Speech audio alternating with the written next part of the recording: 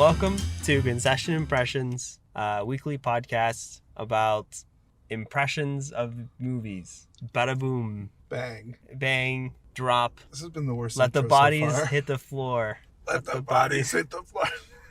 Yeah, that's not at all a reference for this film at all. Well, bodies did hit the floor. But today we just finished watching Bodies. We just left the theater, the Burbank Theater again. You actually saw Batman this time. I did notice Batman. Okay, perfect. So we're talking about the right theater. We just got into my car and I set up my mic, and now we are recording for Bodies. Welcome. Not gonna say it again. But as always, I am one of your hosts, Michelangelo White, and I'm with Charles. Hotdog. Yep. Maybe I should just say Michelangelo next time. I think just do Michelangelo and Charles. Do you think Mick is kind of a weird name? Mick. Yeah. Yeah. Some people at work are starting to call me Mick, and I'm kind of like, it's a first for me, so I'm kind of not sure how to take it. Pretty soon we'll be calling you Mickey. Honestly, Mickey would be kind of interesting. I wouldn't mind Mickey either. They're all new names. I usually get Mike or Michael, so anything is maybe kind of welcome for a little while, and then I'll see if I like it or not. Left field and start going by Angelo. That is one thing that I'll never do. Never. Okay. Yeah, I have another friend, Michelangelo, and he goes by Angelo normally, so I don't want to step in that territory. That's his name ballpark. I'll just keep with my front half of my name. Anyways, Bodies. Spoiler-free review. Would you recommend someone to go watch this film? I would. Yes. I think if you are born in the last 20 years, you would love this film. It's made for a modern audience, is my review. Interesting. It's a retold story through the lens of a millennial. A retold story. Okay. Okay. We'll get into it. I'm getting like impression that you think the opposite of it. But okay, we'll get into it, of course.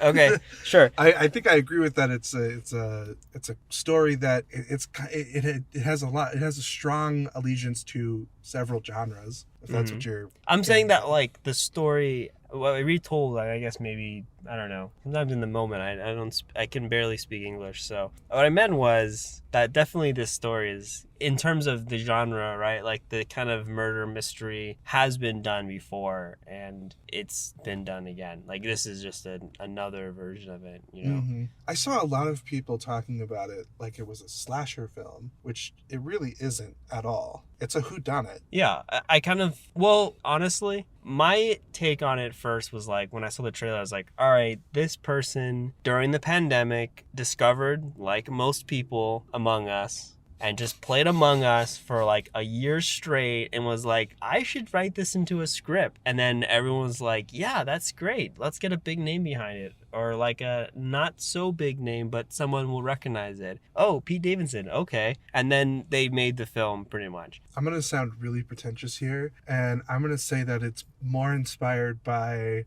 satires like The Decameron, which is a 15th century play. 15th or 16th Italian play. Anyway, and Agatha Christie novels. I will say that I did get that vibe a little bit, but the thing is, I would rather, or like even the movies that were kind of directly, from her books, like, and then they were done. Mm-hmm. I'd rather just watch that movie in a way. Or, I don't know. I will get into it. I think it kind of, maybe I just feel old when I watch it.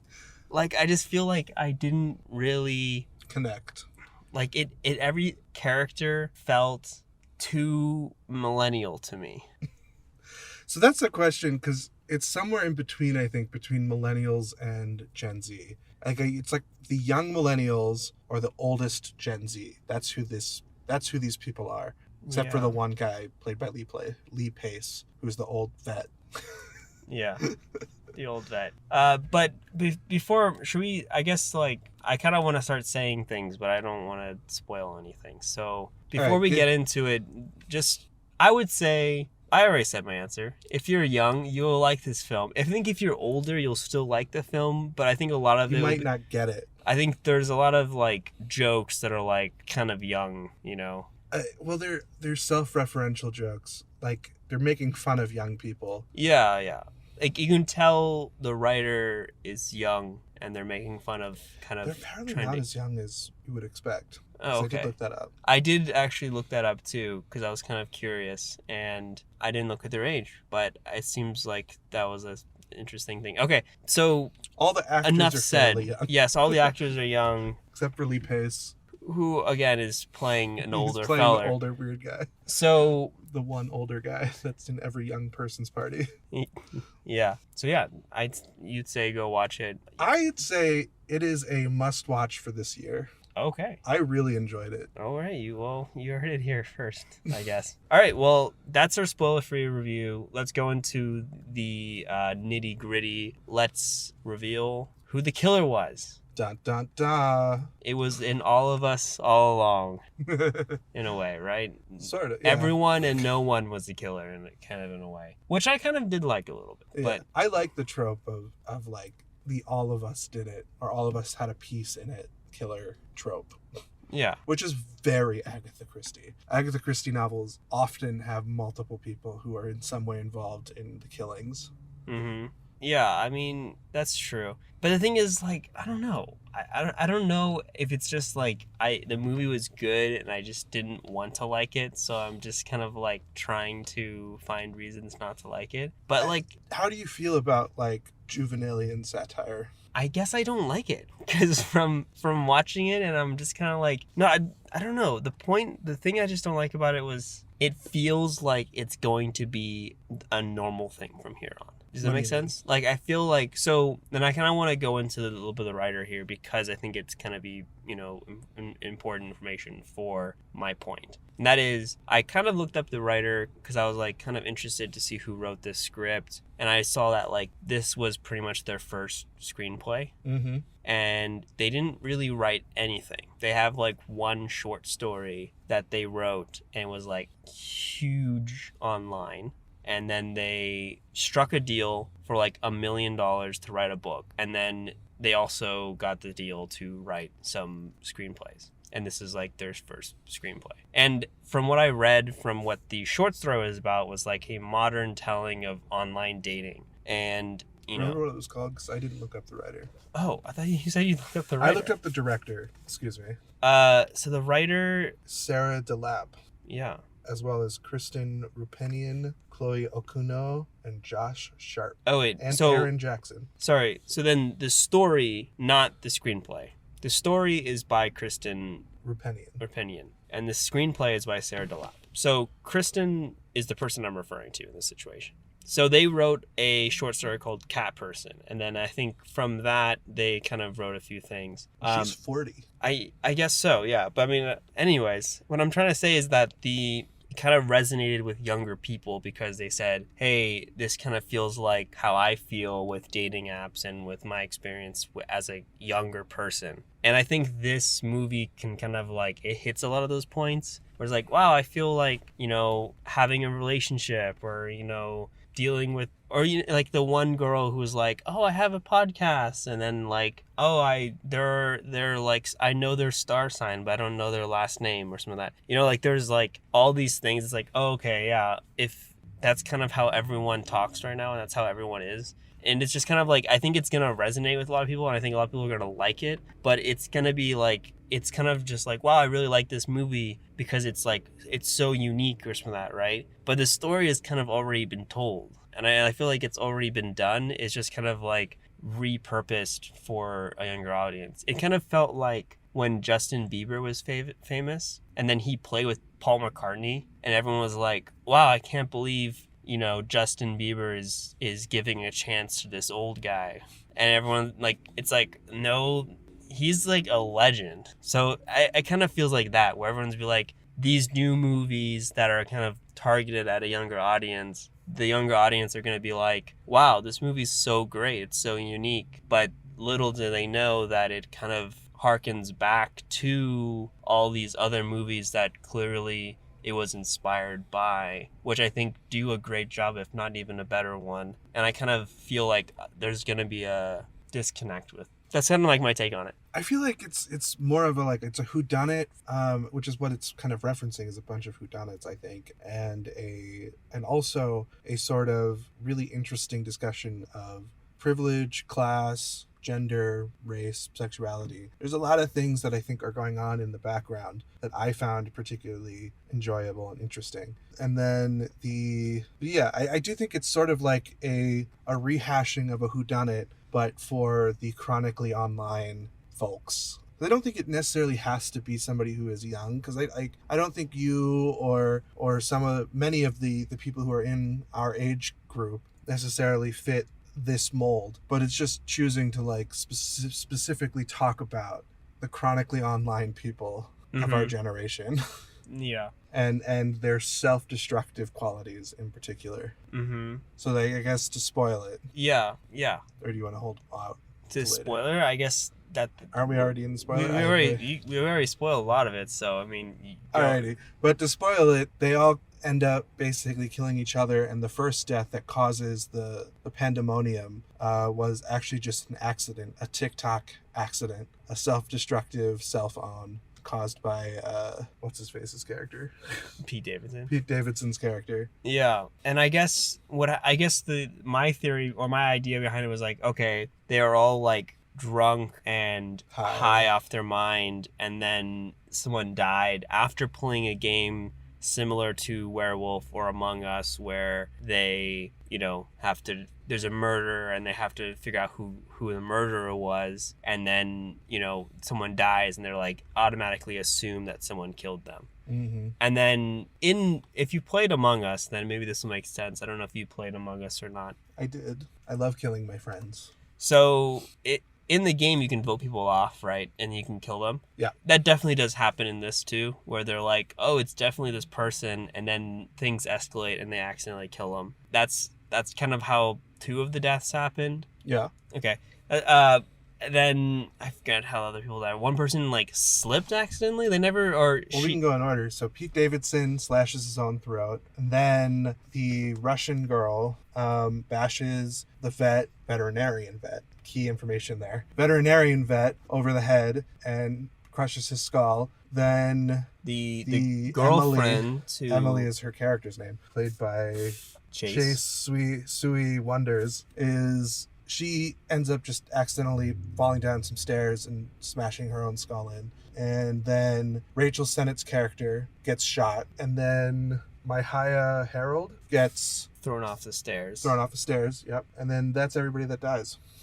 Yeah, so pretty much the 2 main characters who start off with, you end with, which I kind of also did like the parallel of like starting the movie with them, and ending with them, and then ending with them. And then I think Max is the one that comes back and finds them. Yeah, and I think before the movie started, I mentioned the film The Invitation, like the 2005 film. I really liked that. That was a really good film. I really enjoyed it. And they did a similar thing where they're like, well, where's our friend? Our friend's supposed to be here. Like, you must have killed him or something like that. And then he just shows up and he's like, oh, sorry, I didn't have any Wi-Fi or something like that. I couldn't get it. I thought that was going to happen. And then that was going to be like an extra person that was going to end up dying or something like that. But it was kind of like more of like a throwaway joke at the end where he just shows up and he just sees everyone dead and he's just like, what happened here? The ending is really funny. I really enjoy the ending because it puts everything into perspective perfectly. It kind of does. See, again, I'm going to be agreeing with you because I think it does a good job in a lot of things it does. But I don't know. I'm just kind of begrudgingly just not want to go along for it. But I think... Yeah. Sorry, just because I want to say that you had a good point. Like, because you see literally like all the drugs, all the alcohol, and like all the craziness. And then it's just like once literally the storm has passed and all this craziness, this crazy energy has dissipated, you kind of just are left with this calmness and you just kind of can clearly see exactly the whole picture. And it's just like, oh, of course, that is honestly the most likely scenario for a lot of these things. But because of this, the cloudiness throughout the film, even within the characters' minds, you kind of just like, oh, okay, like in the moment they just kind of jump to conclusions. So it is a good ending, and I kind of did like that too. Well, it's making fun of, I think, the culture, especially the internet culture right now, of to get slightly political, reactionary reactionary politics, where everything is just a reaction to a reaction to a reaction. So you see a dead person, you immediately assume there's a killer, and then you immediately start pointing fingers at each other instead of, just calmly assessing the situation and figuring out anything. Any kind of helpful information whatsoever. That never happens throughout the course of this movie. And it's literally, they needed one piece of information and they could have cleared up everything. Where is his cell phone?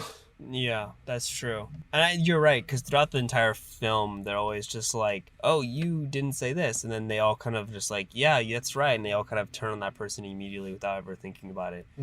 About the cell phone, too, because this is something that initially was kind of irritating me about the cinematography of the film, is that much of this film is lit almost exclusively by cell phone flashlight, and it made for slightly a jarring visual experience because you just have like bright flashes happening and you have lots of unclear movement and you can't quite see who is who a lot of the time. But then I realized that really all the focus was on the cell phones, and it was just a big fuck you to the audience, because that's what you're talking about, is the cell phones. The cell phones are important.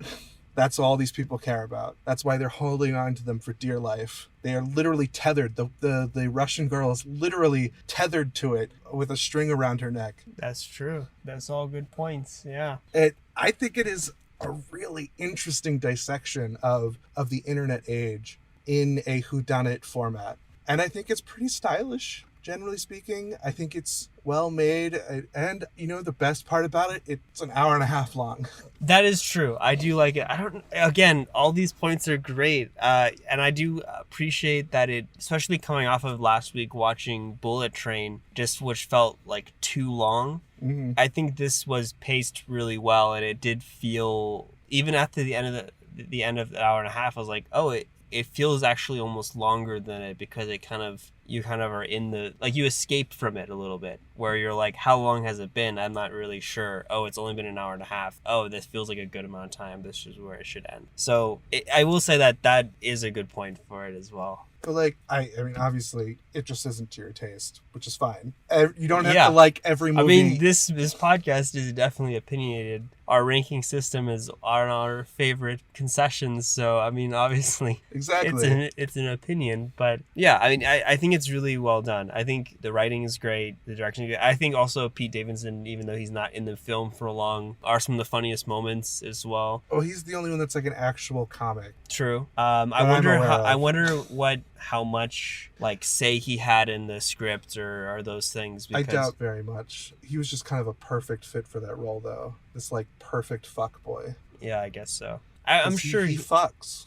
That's his whole character, is he fucks. Yeah. That's what he says. I will say, of the cast, I think the standout for me is Rachel Sennett, who played I can't remember her character. Alice. Yeah, she plays Alice, and she's been one that I've been really interested in recently, because she had another movie that was also really interesting called Shiva Baby earlier this year, maybe last year, not entirely sure. 2 years ago. 2 years ago. Yeah. And it was another kind of millennial female coming of age story of sorts. Uh-huh. And she plays these characters just so believably, but also with such perfect wit about them. Not that her character knows, it's like the perfect dry pen impression of a millennial. Mm-hmm. And a Gen Z internet person. Gotcha. I haven't watched it, so I can't really say much. I don't think Shiva Baby's a great movie, but she is great in it. Gotcha. Okay. I will say that apart from Pete Davidson, I cannot say I know any of the actors. And I think most people probably know Amanda Stenberg. She's Rue from the Hunger Games. She was like a little girl. Oh, really? Yeah. Huh. I think. So, yeah, honestly, I don't know who any of the characters or the actors are. I recognized Che Sui Wonders, but I cannot place it as to where. I'm not sure where I saw her, but I recognize her from something. What else has she been in? I'm looking at her right now, but I don't know any of these, so I can't help you. Can I see? Let's see here. Oh, Generation. She was great in Generation, yeah. Generation was like a Euphoria knockoff. I see.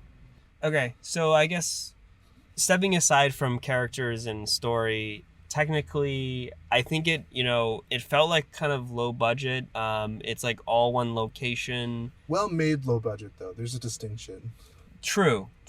Well made. It's a nice location. It's nicely designed. Yeah, I mean, there's like not really much visual effects. There's not really much going on. But I guess it does. If it doesn't really need it. I think like a lot of who done it. Who done it? Yeah. Are not really. You don't need that much going on for it. I mean, going back to Among Us, that maybe shows you the same thing, right? Because it's like a small The two-bit tension game. is there. Yeah, you don't need much who's for the gonna tension. die next and who is the killer. That double punch of tension keeps you engaged no matter what's on screen. Mm-hmm. I will say, as far as whodunits go, this is a lot more naturalistic than your average whodunit. Like, very often whodunits are incredibly campy. Like, even if you think of like contemporary whodunits, like Ryan Johnson, he made Knives Out, which is incredibly campy, and has lots of set pieces and big production value. Whereas this one is just like, they literally just found a rich person's home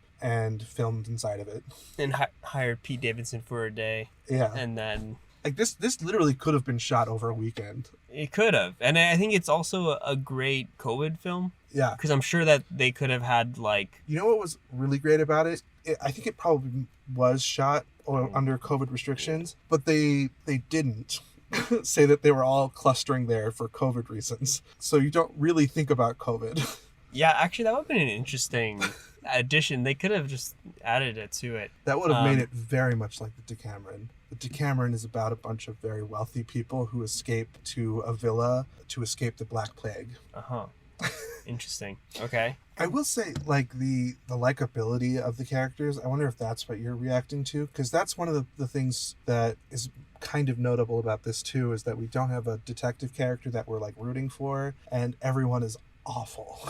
Like, that's why I think it's more of a Juvenalian satire, is because it's really an angry caricature of young millennial, older Gen Z, internet age folks. Possibly. Also, like, why is it, or not that I'm like against it, but just like it seems like a theme with like these stories that the like foreigner who is like down and needs help kind of is the hero kind of character. That's interesting. Because like Knives Out also had like Ana de Armas as like the foreigner who is trying to work a lot to pay for her mom and take care of her family, is kind of the hero character in that story as well. Like, and then the character in this one is like the Russian girl who had to drop out of college to take care of her mom. Also, Lee Pace's much older character, I think, is a bit of a...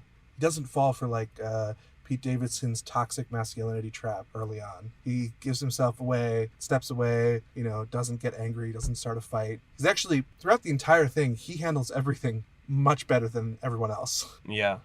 Sadly, he gets murdered. Yeah, he gets murdered. I think it's because they're outsiders. I think that's the reason. Because the rest of these people are Americans, and they are very wealthy, upper class, all of them. Even they make a joke of it. The poorest person outside of the Russian girl, the outsider, is the upper middle class daughter of two public school teachers or something. Yeah. Public school professors, public university professors.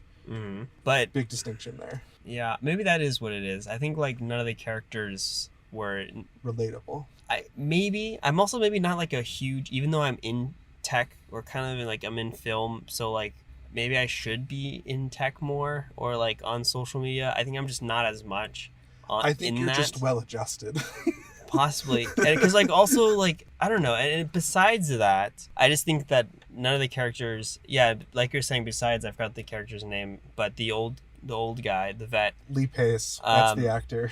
Like besides him, like everyone wasn't really like, I couldn't really root for him. Even the main character, like she just doesn't really do anything besides the end being like, oh, actually you should care for me because I, take care of my mom and I'm trying to make people to like me kind of thing. But like, I don't know, throughout the film I think like she doesn't necessarily do anything more or less to make you want to like her, and the only thing she does that kind of doesn't really help it either is she does kill the one character that is kind of the most sane one. So, and then she does that whole like putting on rich people clothes and putting on makeup and stuff like that, which is kind of like that was a weird moment. I don't know if that was just like her. I think it was like her trying to be a part of this rich crowd in a way or something. That's like my take on it. Oh, interesting. But it could be that. I don't know. I took it as like this is her trying to get to like a normal place after such a horrific thing happened. Possibly. But I have no idea. I don't know what the purpose of that was entirely, but I think it was overall, yeah. I think there are no likable characters in this film, which I think is actually interesting because I think there is often a very Hollywood feeling that you have to have at least one likable character for the audience to root for, which is why so many, very basic Hollywood films have the one likable character that has no real flaws. Mm-hmm. Whereas this one, I think, is very entertaining throughout the whole movie and still manages to not have anyone who's very likable. I will say also, it is more grounded and it feels more realistic because of that. And it also gives you doubt for all characters because you're like, oh, it could be her because none of them are perfect and they're all kind of have their own flaws, right? Mm-hmm. So at every point, you kind of also fall into that like initial instinct they have of like, oh, let's point out her flaw, it must be her, and then it's like, oh, maybe it is her, you're thinking, and then it's someone else dies and then something else happens and you think of someone else as the culprit. Overall it did a good job. It wasn't a bad film, I would say, at all. It just wasn't your taste. Yes, I would still say that. So overall, I guess that's pretty much what we thought. Let's go into our concession pick. Yes, I called it something, a proprietary snack metric rating system. Okay, our snack system. Yeah. Okay. Our Smurfer. Yes. Well, things moving better next time, I guess. So again, worst rankings: Raisinettes, hot dogs. Good rankings: popcorn. The best is peanut M&M. Where would you go along that? Should I start, or do you want to? I think I always ask you first. I'm going to say for the first time that this is a popcorn flick for me. Snaps. I think it's good. I think it's versatile. I think it's going to be pleasing to a majority of people. And I think I do agree with you that I think a lot of people will enjoy it and it's going to be a big film this year. Didn't you give Nope a popcorn? No, I gave popcorn. I gave Nope peanut M&Ms. Oh, that's right. Which after watching it a second time and actually thinking about it more, it's kind of on the border of popcorn and peanut M&Ms for me. Kind of leaning towards more the popcorn flick now, but that's not the point of the show. This show is immediate impressions. Bodies is a popcorn film for Michelangelo. Yes, it is a popcorn film for me. It's a good film. Again, popcorn is a good review. So it's satisfying. I will say it's a good film, and I'm gonna say I'm sticking with it, and then it gets a popcorn review. Nice. Chase, what's your concession impression? I think for the first time, Whoa. This is a peanut M&M film for me. Wow. Because I think it's pretty well made, and I think it's brilliant in the script department, and I think it's acted well. There are some standout performances, and I think it's only going to get better with age, because I could see myself 10 years from now, or even you 10 years from now, watching this film and being like, oh yeah, that was totally us back then. We're so fucking dumb.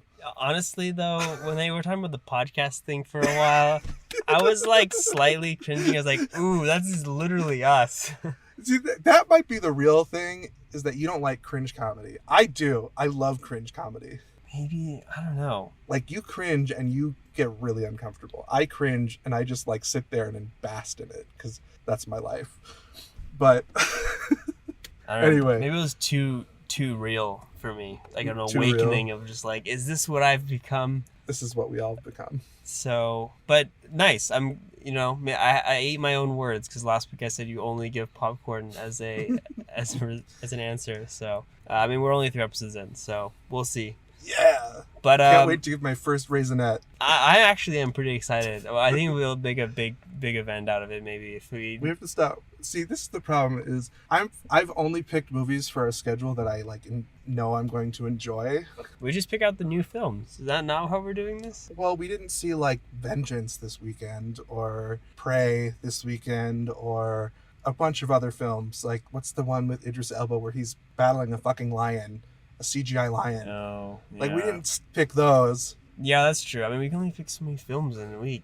I picked the best one of the week. All right, well... Eventually we'll have a bad week. Yeah, that's true. I think I'm just choosing randomly at this point. There's not really... Other than Nope and Dragon Ball, I guess there's not really a film that I'm particularly looking forward to or interested about. There's a few, actually, that are coming up that I think we could give some spicy takes on. Cool.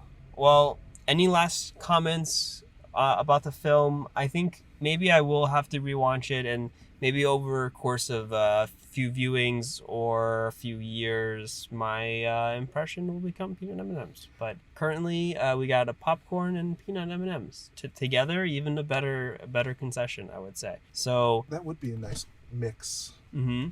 Have you ever had it before? Sweet. No. It's a good thing. Nice. I actually, it's because of, I believe, Mr. Robot. That was in the show. That's they talk about it, and when he was a kid, he always has peanut M&Ms. I think it was just M&Ms in his popcorn, and people say that's a great. That's the origin snack. Of our podcast, I guess.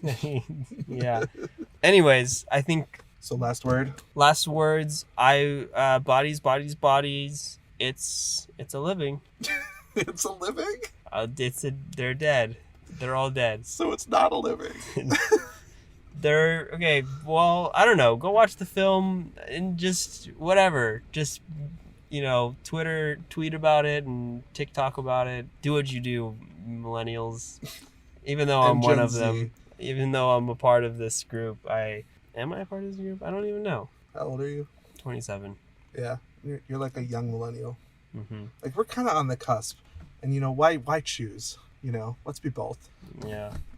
Well. That's all we got this week. That's our concession impression on the film. Bodies.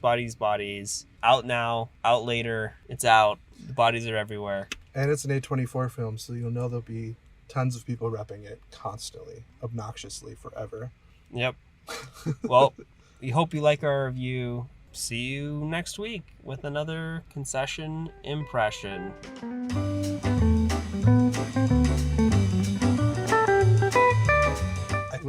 I do have one last thing to say. Okay. What's that? If you want to hate watch this, you are totally welcome. Please hate watch our podcast over and over again. Oh, our podcast, not Bodies. No, our podcast. Listen to it, download masturbate to it. Yep.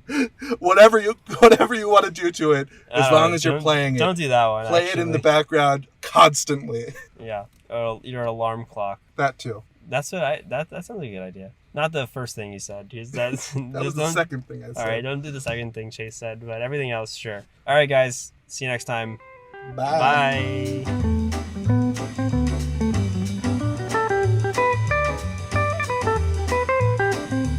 Thanks for listening to Concession Impressions. The show is hosted and produced by Charles Hellback and myself, Michelangelo White. Music in this episode was created by Joe Part. The show logo and editing was done by the marvelously talented Yumi White. And I don't know, I'm still kind of on the fence for this one. I'm curious to hear what your thoughts are. We also have a Twitter now, so please tweet us your thoughts on this film. Our Twitter is @FilmCookbook. I'm curious, just tell me what your thoughts are. Am I crazy? Is Chase right? Yeah, or just, tell me what your concession impression is. All right, that's it for this week. I hope you enjoy the rest of your week. We'll see you next Friday with another concession impression. And that's all today. Bye.